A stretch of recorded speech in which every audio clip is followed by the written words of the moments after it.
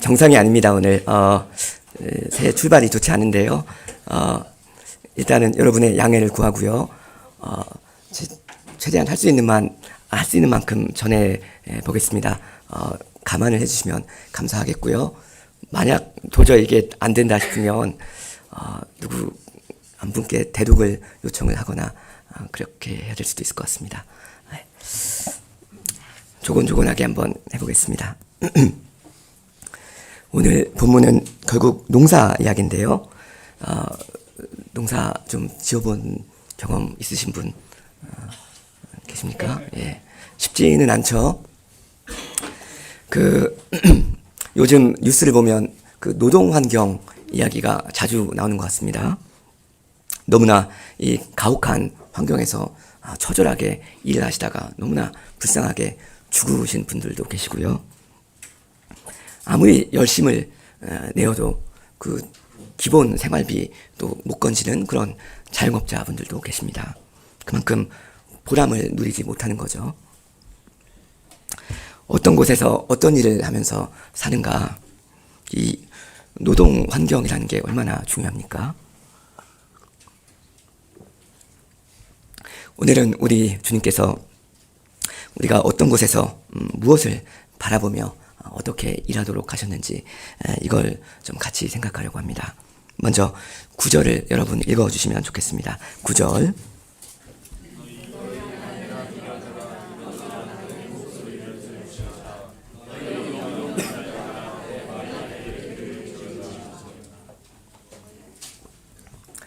남유다에 사는 어떤 여인들한테 정신 차려라 이렇게 주님이 말씀하시죠. 여기 안일하다라고 번역된 말을 좀 들여다볼 필요가 있는데요. 번역이 틀렸다는 말이 전혀 아니고 약간 설명이 필요한 겁니다. 일단 안일하다라고 하면 의미가 부정적이잖아요. 어떤 편안한 현실에 안주하고 있는 사람의 태도를 가리키는 말입니다. 부지런하게 일을 하는 게 별로 없고 한가하고 또 게으른 사람입니다. 예를 들면 이솝의 우화 있잖아요. 개미와 배짱이 그 이야기에서 배짱이가 그랬죠. 풍족한 여름과 가을 내내 한가하게 노래만 불렀습니다. 아주 배짱을 부리면서 즐겼습니다. 그래서 배짱이죠. 미래를 생각하지 못했고요. 겨울을 대비하지 않았습니다. 핵심은 일을 하지 않았다는 겁니다. 자, 그런데 여기 9절에서 안일하다라고 번역을 정확하게 잘 했는데요. 원래 히브리어 단어를 보면 이게 무조건 부정적인 뜻만을 가진 건 전혀 아닙니다. 이 단어는 그냥 편안하다, 안락하다, 혹은 조용하다 그런 좋은 뜻으로도 얼마든지 쓰이거든요. 그러니까 여기 9절 이하에 나오는 이 어리석은 여인들은 편안하고 안락한 환경 가운데 있는 게 맞는데요. 그래서 사실인데요. 그래서 너희 편안한 여인들아 이렇게 해도 틀리지 않는데요. 근데 가만히 보아하니까 이 여인들은 마치 풍족한 계절의 이 배짱이처럼 그냥 지금 편안하다라는 게 전부가 아니라는 겁니다. 이사야 3장에도 보면 남자 지도자들을 막 비판하시는 이야기가 나오고 그 다음에 이어서 여인들 이제 책망하시는 이야기가 나오는데 거기도 보면 여인들이 막 여러 가지 보석 입고 그런 사람들이거든요. 여기도 같은 구조인데 여기 나오는 이 여인들도 경제적으로 넉넉한 부유층에 있는 그런 여인들입니다. 근데 그래서 넉넉하니까 일 안 하는 거예요. 그래서 하여튼 너희 안일한 여인들아 이건 번역을 잘 한 겁니다. 이건 사실 하반절도 마찬가지입니다. 하반절에 너희 염려 없는 딸들아 그러잖아요. 염려 없다 이 말은 원래 뜻은 신뢰하다라는 뜻입니다. 신뢰하다. 나쁜 뜻이 이것도 아닙니다. 원래. 여러분 신뢰하는 게 잘못입니까? 전혀 아니죠. 원래 사람은 신뢰해야 하는 존재입니다. 신뢰하는 건 당연한 것이고요. 무언가를 혹은 누군가를 신뢰하고 그리고 맡겨버릴 때 염려가 달아나는 게 사실이잖아요. 그러니까 신뢰한다 혹은 맡긴다 이건 염려 없다. 이 말과 아주 긴밀하게 연결이 되어 있습니다. 세상에 염려 하나 없는 사람이 어디가 있습니까? 인생은 원래 좀 불안불안하잖아요. 내일 내가 혹시 무슨 자동차 사고를 당할지 아니면 무슨 암 진단을 받을지 알 방법이 없습니다. 내일 일은 모릅니다. 그렇기 때문에 사람은 그러한 불행을 최대한 방지하려고 여러 가지 조치를 취해놓긴 합니다. 하여튼 뭔가 조치를 취해놓으면 마음이 놓입니다. 든든하고요. 크게 염려가 없습니다. 그러니까 여기 9절 하반절에 너희 염려 없는 딸들아, 이 말은 너희 신뢰하고 있는 딸들아, 이 말인데요. 이 여인들은 자기가 신뢰할 만한 어떤 것에 자기를 맡겨버린 겁니다. 그래서 염려가 없는 거예요. 근데 이렇게 지혜 많은 여인들을 주님은 칭찬하지 않으십니다. 다만 내 말을 들어라 하십니다. 왜 그렇습니까? 10절 한번 읽어주시겠습니까? 10절.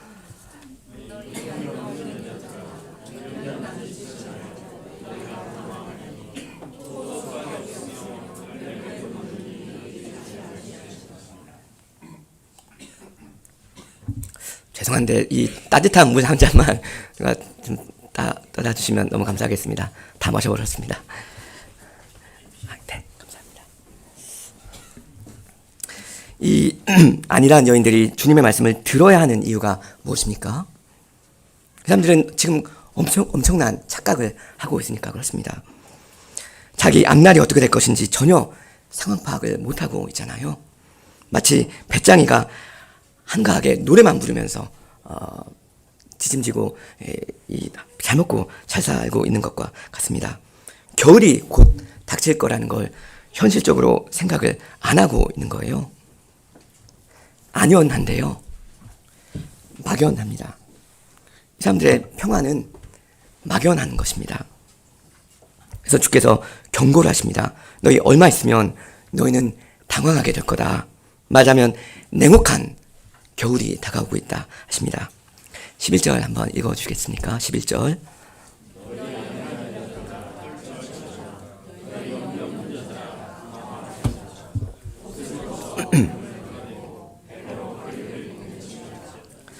11절에 나오는 떨지어다 그리고 당황할지어다, 이 말은 명령법입니까? 아니면 직설법입니까? 명령입니다. 떨거라, 당황하거라, 이렇게 요구하는 거예요. 아까 10절에서도 당황한다는 말이 나왔었는데 그건 미래 직설법이었죠.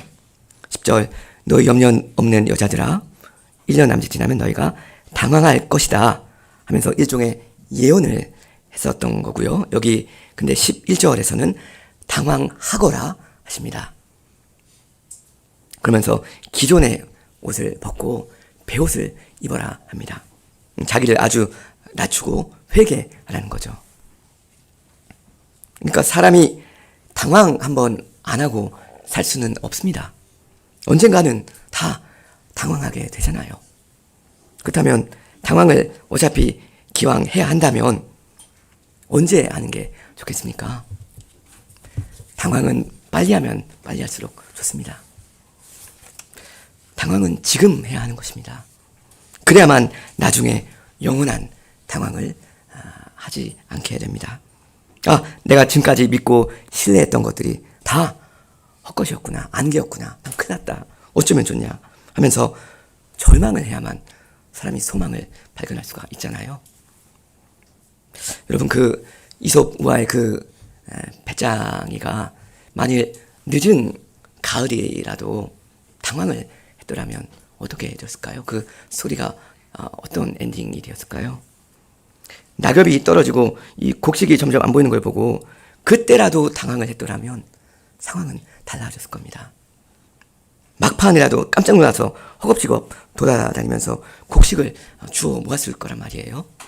그러면 적어도 어찌어찌해서 겨울은 나게 되었을 겁니다. 맞아면 영원한 당황은 안 해도 되었을 겁니다. 근데 배짱이는 가을이 저물어가는 걸 보고도 끝까지 당황하지 않았습니다. 태어났습니다. 기겁해야 하는데 계속 여유를 부렸습니다. 배짱을 부렸습니다. 본문의 이 안이란 여인들처럼 안일했습니다. 일 안 했습니다. 그 결과 배짱이는 돌이킬 수 없는 당황을 하게 됩니다. 너희는 그렇게 되지 말거라. 주님은 그렇게 경고하시는 거예요. 지금 당황하거라. 지금 울거라. 지금 회개하거라 하십니다.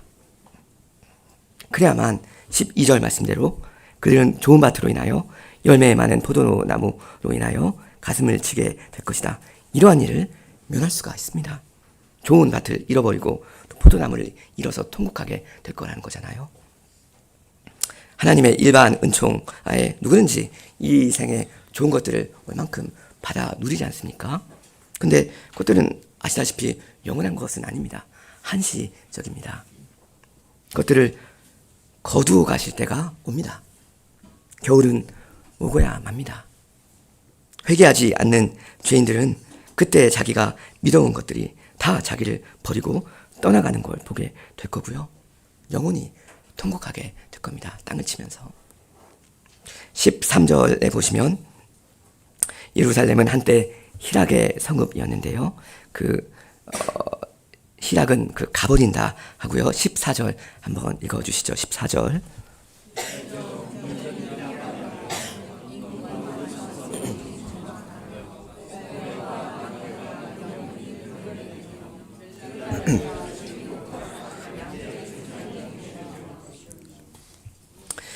예루살렘에서 사람들은 이제 거의 다 안 보이고 짐승들만 남게 될 거다 이거죠. 참고로 이 14절, 13절 두 절은 이제 아수르 군대가 쳐들어오고 그 다음에 나중에 바벨론 군대가 쳐들어와서 이 예루살렘을 초토화시키는 그런 역사적인 배경입니다. 이때 당시 유다 사람들은 애굽을 의지하고 있었거든요. 하여튼 그것을 비판하는 맥락입니다. 하여튼 이때 당시 상황을 보면 그런 군사들이 닥치기 전에는 그래도 농사는 잘 되었나 봅니다. 그래서 유다 여인들은 앞으로도 계속 이렇게 먹고 살만 하겠거니 하면서 간주하고 있었는데요. 큰 착각이었습니다. 주께서 그래서 착각이라고 경고하십니다. 9절 말씀대로 너희 안일한 여인들아 일어나 내 목소리를 들을지어다. 너 염려 없는 딸들아 내 말에 귀를 기울여라. 이렇게 호소하십니다. 근데도 하나님 백성은 듣지 않았죠. 그래서 어리석은 배짱이처럼 멸망합니다. 현실은 냉정하단 말입니다. 이솝우와 원본을 보면 엔딩이 어떻게 되죠? 냉정하잖아요. 국어를 한단 말입니다. 개미한테 와서. 근데 개미가 뭐라고 합니까? 당신 가을에 여름 가을에 노래를 잘 불렀으니까 이제 겨울에는 춤이나 좀 춰라 이러면서 아주 냉혹하게 거절을 한단 말입니다. 요즘 버전은 아이들이 그런 거 보면 너무 충격받으니까 약간 꼬우기도 하는데 하여튼 현실은 냉정하단 말입니다. 성경은 어떻습니까? 이스라엘이 아주 처참하게 멸망하는 건 사실입니다. 구약이 그렇게 되잖아요. 근데 그게 사실 끝은 아닙니다. 우리 성경은 구약으로 끝나지 않습니다. 실은 구약은 신약을 약속합니다. 이제 15절부터가 새로운 내용인데요. 15절 한번 읽어주시겠습니까? 15절.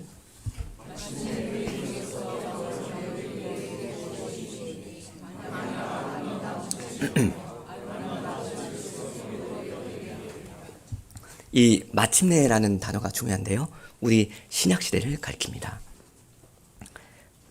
마침내 위에서부터 영을 우리에게 부어주실 거다. 뭡니까? 특히 우리 신약의 교회가 공식적으로 출범하는 오순절을 가리키는 거지 않습니까? 성신 강림이요. 그러니까 구약시대가 끝없이 계속 이어지는 게 애초부터 아니었습니다. 원래 이스라엘 사람들은 다 죄인이어서 예루살렘이 다 폐허가 된 구약의 상태가 영원히 지속되어도 사실 할 말은 없었을 거 아닙니까? 근데 14절에 영원히라는 말 눈여겨보셨습니까? 그 14절 보면 오벨과 망대가 영원히 구렬이 된다 했습니다. 오벨은 예루살렘 남쪽 끝 부분이거든요. 근데 이런 데가 그냥 영원히 동굴처럼 되어버리겠구나 했는데 그게 이 얘기의 끝이 아니었습니다. 좀 의외죠. 왜냐하면 14절에 영원히라고 했는데 다음 15절에 마침내라고 하면서 반전이 나오니까요. 그 성령님이 우리에게 부어지시는 신약시대입니다. 그러니까 하나님 백성이 구약 경륜하에 영원히 남아있지 않았다는 게 놀라운 은혜 아닙니까? 13절에 보면 내 백성의 땅에 가시와 찔레가 난다고 하는데요. 이런 노동 환경에서 평생 일을 해야 한다면 얼마나 고달퍼요? 근데 이제 15절부터 그 신약의 그 복을 농사라는 붓을 가지고 아주 풍요롭게 칠을 하는데요. 왜냐면 15절 하반절 광야가 아름다운 밭이 되며 아름다운 밭을 숲으로 여기게 되리라 하지 않습니까? 아주 풍성한 때가 온다 이거거든요. 여기 아름다운 밭을 숲으로 여기게 된다는 말은 약간 설명이 필요한데요. 그 아름다운 밭이라고 번역된 단어 한마디로 과수원입니다. 사람이 정성껏 일궈놓은 그런 거예요. 왜냐하면 과수원은 자연 발생하는 건 아니니까요. 이 과수원은 구약 시대 때 인간이 할 수 있었던 그 최고의 업적을 상징합니다. 근데 성령이 부어지는 새 시대의 풍요는 얼마나 압도적인가 하면요. 과거 구약 시대 사람들이 그토록 공들여서 만들었던 그 아름다운 밭이 마치 아무렇게나 자란 숲처럼 보일 정도로 그 격이 달라진다 하는 겁니다. 그러니까 과거 구약 때에는 어떤 과수원을 보고 야 이거 참 잘 가꾸었다, 대단하다, 아름답다 이랬다면 새 시대에는 온 땅이 열매로 가득한 걸 보고서 예전에 우리가 그렇게 대단하다고 여겼던 그 밭은 그냥 자풀이 우거진 덤불 수준이었구나 이렇게 된다는 겁니다. 그렇게 비교가 확연히 된다는 거예요. 성령이 딱 오시면 구약 백성들이 인간의 노력으로 나름 이제 만들어 놓은 최고의 결과물이 초라해 보이게 될 만큼 하나님의 은혜가 폭발적으로 임할 거다 하는 것입니다. 쏟아지는 거예요. 근데 신약의 이 토양 우리 힘으로 또 익은 건 아니잖아요. 그 15절 말씀대로 이건 마침내 위에서부터 주께서 그 거룩하신 영을 우리에게 부어주신 겁니다. 비라는 건 우리가 어떻게 내리게 못 만들잖아요. 주께서 내려주시려면 내려주시는 건데 내려주셨습니다. 그래서 이 토양이 이렇게 비옥하게 되고 열매가 많이 맺힐 수 있게 된 겁니다. 이건 성령의 열매죠. 그러니까 우리가 받은 이 어마어마한 은혜에 감사하고 찬송을 해야 하고요. 그 은혜 정도에 비례해서 우리에게 맡겨진 이 책임을 깨닫고 우리의 그 책임을 다해야 합니다. 그 다음 16절 한번 읽어주시면 좋겠습니다. 16절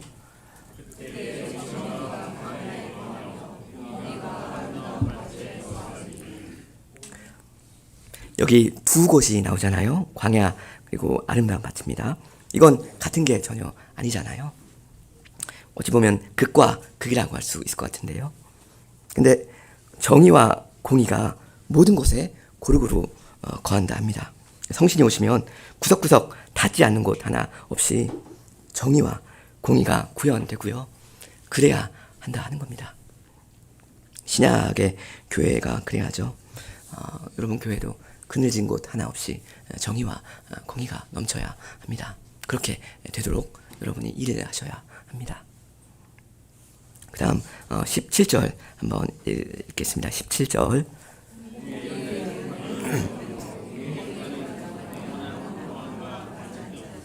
이 열매 그리고 결과 이것은 의역입니다. 원래는 일 그리고 행위입니다. 그러니까 공의의 일은 화평이다. 공의의 행위는 영원한 평안과 안전이다. 이야기입니다. 무슨 말이냐면 공의가 구체적으로 하는 일이 있다는 말입니다.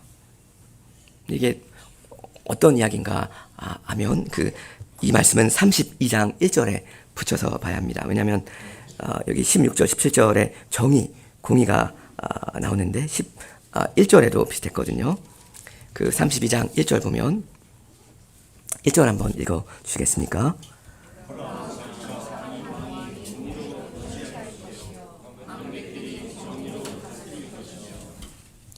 이건 신약의 메시아 우리 구주 예수님의 다스림을 예언하는 말이잖아요. 그리고 그분의 뜻대로 정의를 잘 구현하는 이 방백들, 직분자들을 이렇게 그리고 있습니다.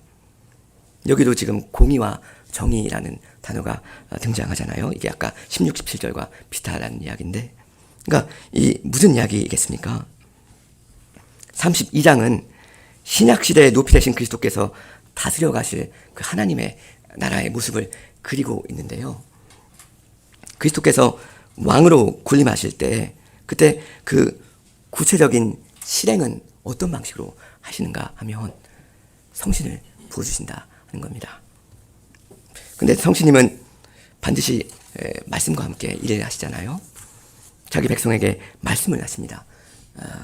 내 목소리를 들어라, 내 말에 귀를 기울여라 하면서 말을 것입니다. 이 말씀을 어떤 사람들은 듣고요, 들으면 어떻게 해야 합니까? 당황을 합니다. 하나님의 말씀을 듣고서 그런가 보다 그냥 고개를 끄덕이는 그 정도가 되는 게 아니라 충격을 받고 놀라고 당황하는 거, 이게 말씀을 정말 들은 사람의 모습이지 않습니까? 이런 죄인은 말씀을 새겨 든 사람이고요, 회개를 합니다. 이렇게 회개한 죄인들, 즉 여전히 회개하고 있는 사람들이 주 예수님의 통치를 받아서 대행합니다. 이 말씀을 듣고 주의 뜻을 깨달은 사람들이 이 땅에서 왕 되신 그리스도의 선발 역할을 하는 거예요. 특히 직분자들. 그리스도의 교회로서 성신의 능력으로 그 실무를 담당하는 겁니다. 받은 은혜를 헛되지 않게 하고 열매를 맺어갑니다. 어떻게 그렇게 하죠? 부지런히 농사를 짓는 거죠. 일을 하는 겁니다. 그러니까 여러분, 이 15절 이하의 말씀을 자동적인 것으로 이해하시면 안 됩니다. 주께서 성령을 부어주시니까 모든 일이 알아서 척척 진행이 되더라. 우리는 구경꾼이다. 하나님께 영광의 박수만 쳐드리면 된다. 이거 아닙니다. 만일 실제로 하나님 백성이 가만히만 있는다면 하나님 나라가 어떻게 이루어지겠습니까? 하나님께서 그런 방식으로 자기 나라를 운영하신가요? 아니잖아요. 그렇게 만일 해버린다면 그건 안일한 여인들이고 염려 없는 여자들이 되는 겁니다. 그 어리석은 배짱이처럼 무책임하게 자기 인생을 허비하고 멸망하는 겁니다. 그 아주 악하고 게으른 종이 되는 거고, 그러면 겨울을 만난 배짱이처럼 되는 겁니다. 그러니까 성신이 강림하셨으니까 그것으로 다 되었다, 이것이 아니고요, 이제 시작인 것입니다. 좋다, 우리 이제 본격적으로 일을 좀 해보자 하면서 팔을 걷어붙여야 하는 겁니다. 성신 강림은 권능을 주신 사건 아닙니까? 무능했던 우리에게 권능을 주신 일입니다. 우리를 그리스도의 일꾼 삼아 주신 겁니다. 여기 나오는 게 지금 아름다운 밭인데 과수원이거든요. 과수원이라는 건 하늘에서 뚝 떨어지는 게 아니란 말입니다. 자연 발생하는 거 아닙니다. 사람이 땀 흘려서 경작하고 씨 뿌리고 하면서 가꾸어야 하는 것입니다. 농텀으로. 그 15절, 16절, 17절 여러분 다시 한번 읽어주시면 좋겠습니다. 15, 16, 17절. 마침내 위에서부터 영을 우리에게 부어주시리니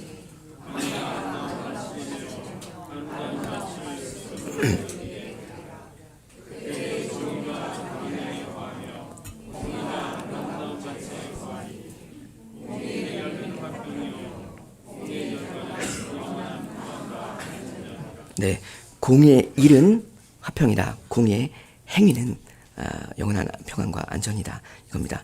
일이에요. 이건 노동입니다. 사람의 죄로 어그러진 이 세상을 아름답게 다시 회복하고 가꾸어가는 그 일, 누가 합니까? 교회가 합니다. 교회가 하나님의 일꾼입니다. 공의가 일을 한다 하고 공의에게 행위가 있다 하는데요.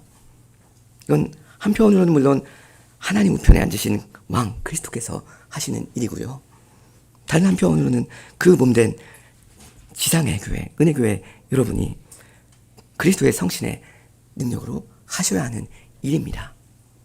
화평과 평안과 안전을 우리가 주께로부터 받아서 이 땅에 구현하고 공유하거든요. 우리가 부지런히 땀을 흘리면서 해야 할 일을 할 때 주님은 우리의 이 부족한 수고를 얼마든지 받아 써주시고 열매를 맺도록 해주십니다. 얼마나 좋습니까? 얼마나 복돼요.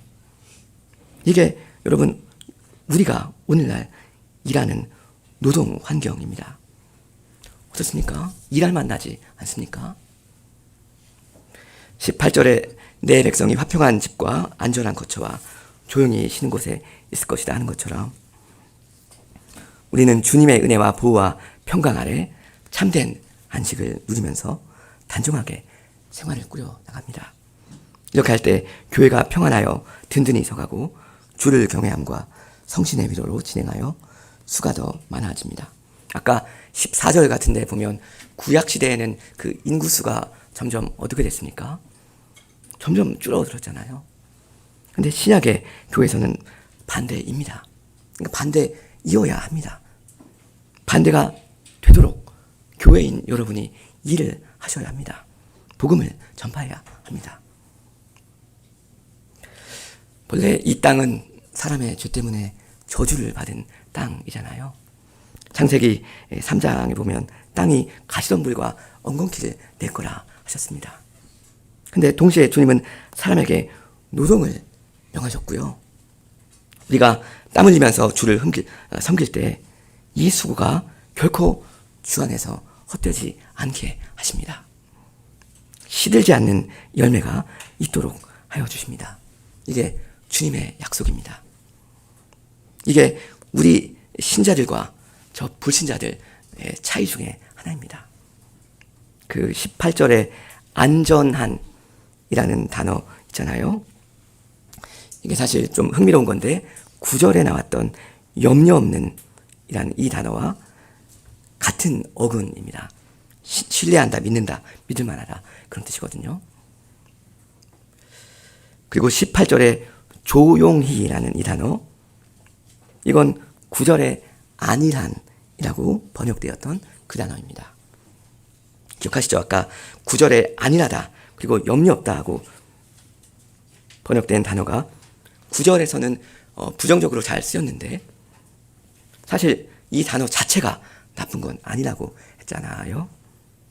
단지 이 불신자들이 헛된 것을 신뢰하면서 마음 편히 막 그냥 살고 있으니까 그렇게 부정적으로 묘사되고 번역된 거였거든요. 근데 신자들에게는 이 18절에 안전한이라고 번역된 말 그리고 조용히라고 번역된 이 말이 다 긍정적입니다.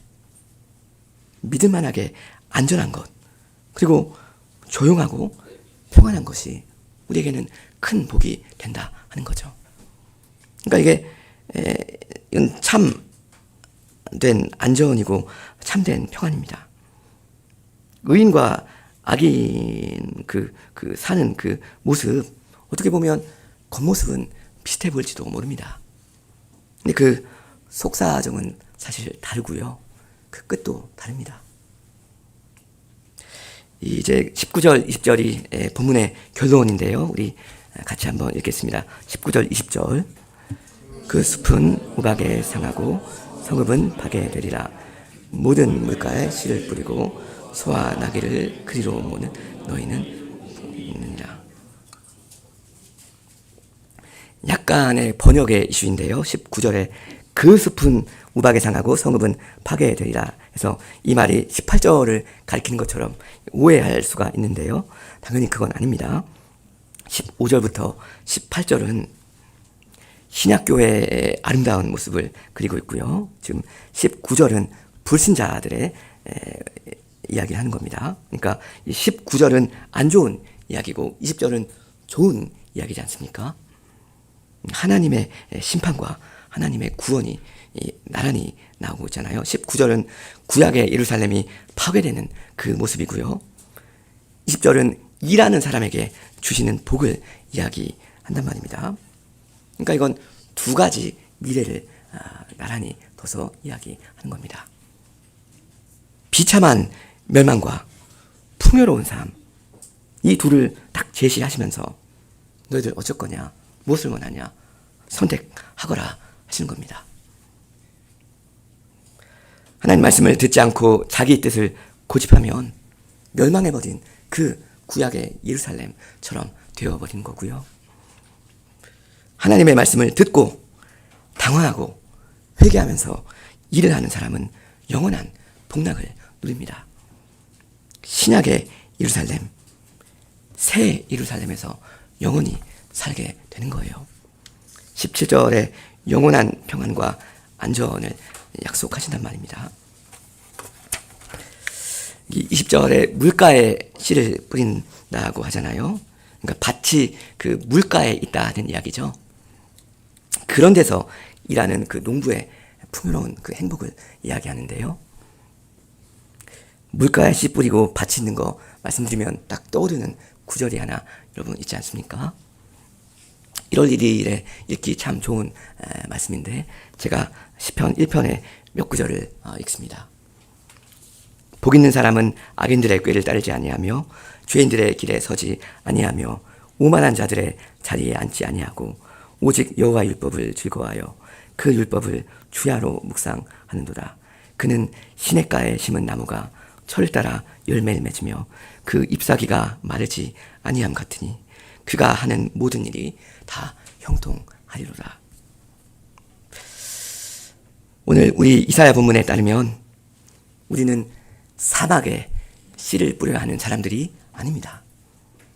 주께서 우리를 농부 삼아 주시고 사막에 두시면서 최선을 다해보거라, 건투를 빈다, 이렇게 두지 않으십니다.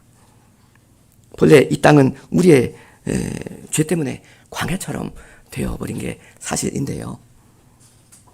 주님께서 이 땅 가운데 일을 또 하십니다. 그리스도께서 성신의 물을 풍족히 부어주십니다. 32장 15절에 마침내 위에서부터 영을 우리에게 부어주시리니 광야가 아름다운 밭이 된다고 하잖아요. 이건 성령을 그 농부가 바라던 그 단비로 묘사하는 거지 않습니까? 근데 광야가 자동적으로 순식간에 아름다운 밭으로 변신하는 건 아니라고 했습니다. 주님은 우리에게 성령을 부어주시고요. 그래서 20절에 보면 우리는 모든 물가에 씨를 뿌립니다. 하나님의 농부로서 농사를 짓습니다. 주께서 시키신 일을 부지런히 합니다. 물론 어려움이 없진 않습니다. 농사 짓는 거 쉬운 일이 아니잖아요. 그러나 적어도 우리는 안일한 여인처럼 놀지는 않습니다. 염려 없는 여인들, 그 염려 없다가 무슨 뜻이라고 했습니까? 신뢰한다는 뜻이잖아요. 염려 없는 이 여인들, 즉 이 세상 원리를 신뢰하며 자기를 거기에 다 올인하며 맡기고 그것을 믿기에 염려하지 않는 그 어리석은 여인들처럼 우리는 살지 않습니다. 하나님의 백성은 꿋꿋하게 성실하게 씨를 뿌립니다. 성신을 받은 그 사도행전의 그 사도들 얼마나 능동적으로 주님을 섬겼습니까? 성도 여러분도 하나님 나라의 일꾼으로서 가정에서 혹은 직장에서 혹은 교회에서 주님을 섬기고 계신다면 여러분한테는 떨고 또 당황하게 되는 일이 없을 겁니다. 왜냐하면 주께서 신의 물을 여러분 밭곁에 흐르게 하셨고 풍성한 수확에 대한 약속을 주셨잖아요. 그러니까 여러분의 노동 환경 이 정도면 나쁘지 않습니다. 할만하지 않습니까? 전망도 좋아요. 주님의 약속이 있잖아요. 그러니 여러분 안심하시고 여러분 해야 할 일, 주를 위하여 하고 싶은 그 일을 실컷 하시면 좋겠습니다. 좋겠습니다. 이 세상 원리를 신뢰하는 게 아니라 주님을 신뢰하기 때문에 아무 염려 없이, 아무 망설임 없이 주께서 맺게 해주실 그 열매를 기대하면서 또 맛보면서 사시면 좋겠습니다. 여러분, 지나치게 여유를 부리지는 않으시면 좋겠다 싶습니다. 사실 이 땅에서 우리에게 주어진 시간 그렇게 길지는 않지 않아요? 2025년 한 해에도 그렇게 쏜살같이 가버렸단 말입니다. 농사는 장기 프로젝트인데요. 은혜의 개혁교회가 교회적인 열매를 더 풍성하게 맺으려면 할 일이 태산이라는 거 여러분 잘 아십니다. 그러니 기회가 있을 때, 주께서 기회를 주실 때 주를 의지해서 혼신을 다하여 평안히 일하시면 좋겠습니다. 오늘 1월 1일이고요. 이제 시작입니다. 올해는 작년보다 배나 더 열심을 내겠다. 주님을 올해는 제대로 한번 섬겨보겠다. 여러분 다짐을 하시면 좋겠습니다. 주 그리스도와 그 성신께서 이 세상을 다스리시는 이상 여러분은 이 생에서도 어느 만큼의 가시적인 열매를 보고 맛보게 되실 거고요. 그리고 마지막 날에는 잘하였다, 착하고 충성된 종아 하는 칭찬을 들으시게 될 겁니다. 그러니 이 세상의 소망을 두지 않고 하나님의 그 영원한 영광 나라의 백성으로 봉사를 하는 신자는 참 보람이 있습니다. 복이 있습니다. 그 복을 올해 한 해 동안도 풍족히 받아 누리시는 성도 여러분 되시기 바랍니다. 함께 기도하시겠습니다.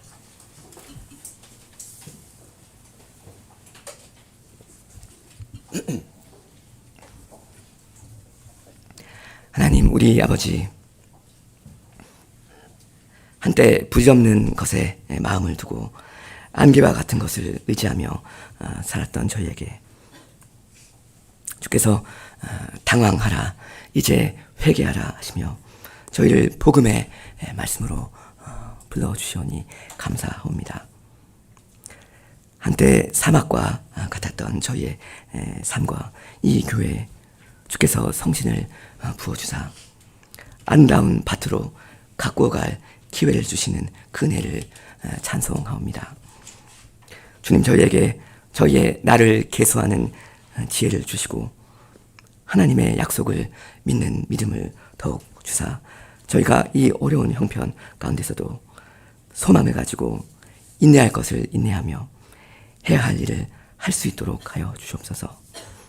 은혜의 개혁교회 올해 한 해 동안도 풍성한 복을 내려주사 사랑하는 온 교우들이 그 모든 수고가 주 안에서 헛되지 않은 줄을 알기에 견고하며 흔들리지 말며 항상 주의 일에 더욱 힘쓰는 자들이 되게 하여 주시옵소서.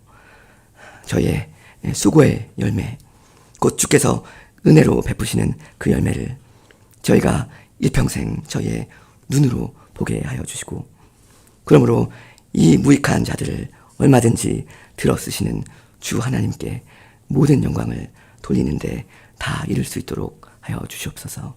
예수님의 이름으로 기도하옵니다. 아멘.